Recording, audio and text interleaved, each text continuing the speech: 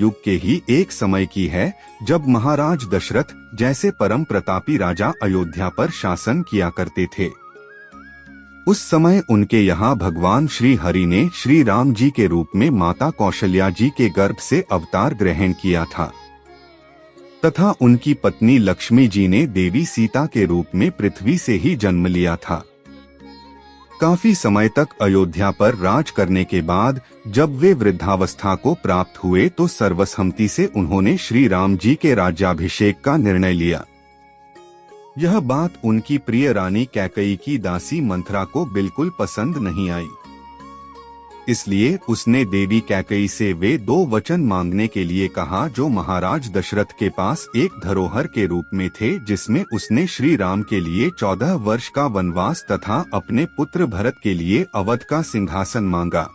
मैंने लंबे समय तक राजकाज चलाया है, अब मैं वृद्ध हो गया हूँ। अगर आप सहमत हैं तो मैं अपने पुत्र राम को राजा बना दूं।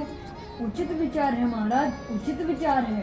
राम, प्रजा ने तुम्हें चुना है, तुम राजधर्म का पालन करना, कुल की मर्यादा अब तुम्हारे हाथ है।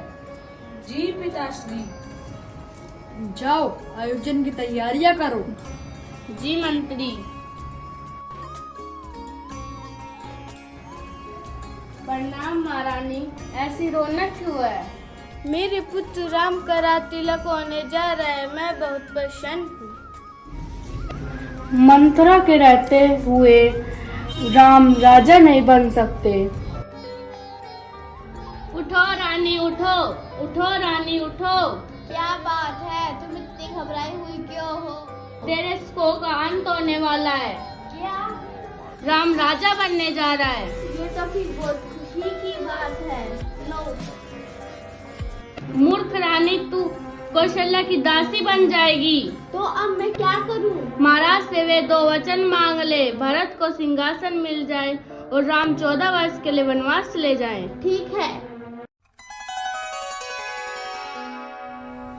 अरे क्या हुआ कैकेयी, क्या तुझे मना रखी है? उठो। तुम मेरी सबसे प्रिय रानी हो, मैं तुम्हें प्रसन्न देखना चाहता हूँ। मैं तुम्हारी खुशी के लिए कुछ भी कर सकता हूँ। तो रानी, मुझे आपसे कुछ चाहिए। मैं राम की सौगंध खा के कहता हूँ कि तुम्हें जो चाहिए वो मैं तुम्हें ला के दूंगा। मुझे आपसे 2 वचन चाहिए। बोलो प्रिय, तुम्हें क्या वचन चाहिए? मैं अवश्य ही तुम्हारा ये वचन पूरा करूंगा। तो सुनिए, मैं चाहती हूँ कि भरत को सिंहासन मिले और राम को 14 वर्ष का वनवास। क्या तुम जानती हो कैकेयी कि तुम क्या कह रही हो? देखो स्वामी, मैं भली भांति जानती हूँ कि मैं आपसे क्या वचन मांग रही हूँ, पर मेरी यही इच्छा है। इस समय आपका यही कर्तव्य है कि मेरे वचन पूरे किए जाएं। तुम होश में हो कैकेयी? मैं तुम्हारी ये अनर्गल इच्छा को कभी पूरी नहीं कर सकता। मैं राम को कदापि वन नहीं बीत सकता।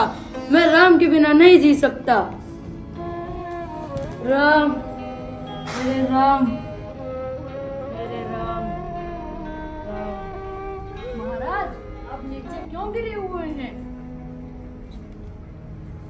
महाराज, आप बड़े अस्वस्थ दिखाई देते हैं, आपको क्या हो गया है?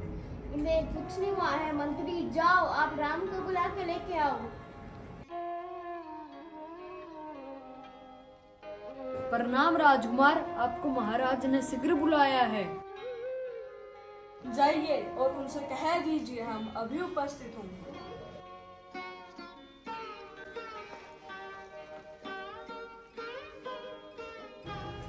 प्रणाम माताश्री। पिताश्री, आपको क्या हो गया? उठिए। राम, तुम वन ना जाओ। मेरे राम, तुम वन ना जाओ। पिताश्री, मुझसे क्या कोई अपराध हो गया? आप सभी चुप क्यों है? कोई तो बोलिए। माताश्री, आप ही बताइए। बेटे राम, तुम्हारे पिताश्री का ये आदेश है कि तुम्हें 14 वर्ष का वनवास दिया जाएगा और तुम्हारे भरत भाई का कल राज तिलक होगा। नहीं राम, तुम वन न जाओ। मुझे इसी समय बंदी बनाकर कारागृह में डाल दो और स्वयं अवध के राजा बन जाओ। हाँ राम, तुम ऐसा ही करो। पिताश्री, भावुक होकर वचन पालन से हटना हम रघुवंशियों को शोभा नहीं देता। आप वचन परायण हैं और माताश्री के वचनों को पूरा करना आपका धर्म है, पर मेरा कर्तव्य यह है कि मैं आप दोनों के वचनों का पालन करूं।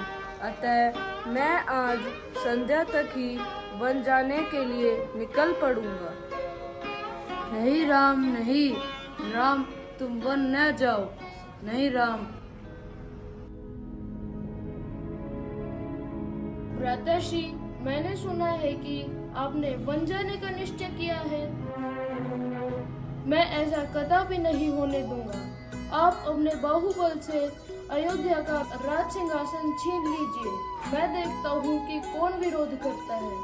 रघुकुल की रीत यही है लक्ष्मण।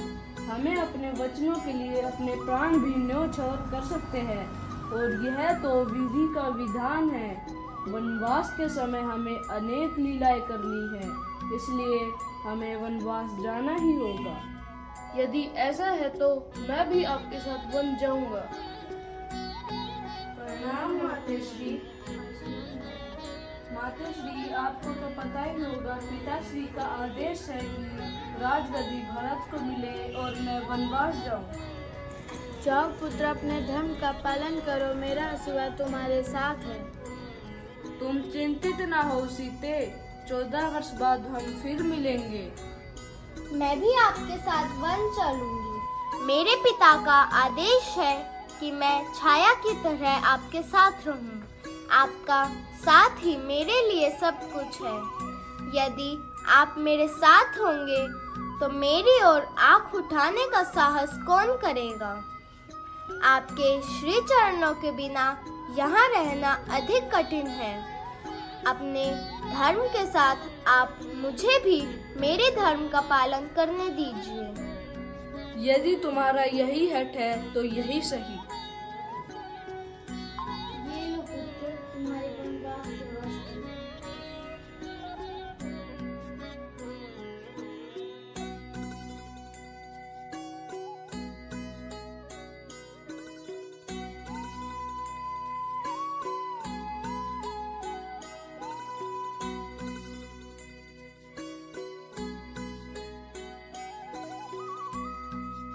अब हमें जाने की आज्ञा दे पिताश्री।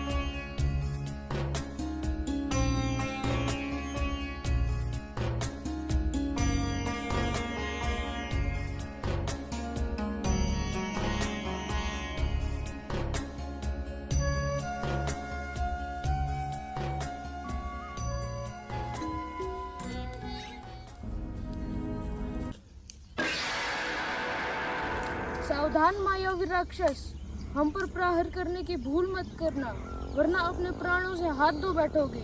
हे सुकुमार, तुम मुझसे मत डरो। मैं तुम्हारे पिता का मित्र हूँ। मैं तुम्हारी वन में सहायता करूंगा।